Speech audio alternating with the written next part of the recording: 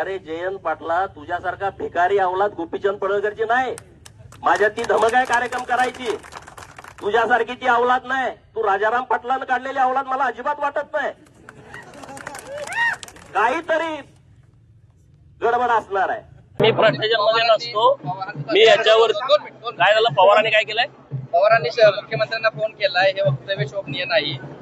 पवारांनी माननीय देवाभाऊंच्या मातोश्रींच्या वरती जेव्हा खालच्या लेवलला जाऊन टीका केली तेव्हा फोन केलता का? मी तर काय मीडियामध्ये बघितलं नाही. नंतर देशाचे पंतप्रधान जागतिक नेते माननीय नरेंद्र मोदी साहेबांच्या मातोश्रीवरती AI च्या माध्यमातून एक चुकीचा व्हिडिओ तयार केला तेव्हा पवारांनी माननीय मोदी साहेबांना फोन करून निषेध वगैरे व्यक्त केला का? हे जरा मला कुठं मीडियात असलं तर दाखवा, मग मी या विषयावरती नंतर बोलतो. उद्या आपल्या वक्तव्याचा राज्यभर निषेध होत आहे. राष्ट्रवादी चला हो द्या मी बोलेन या विषयावर नंतर.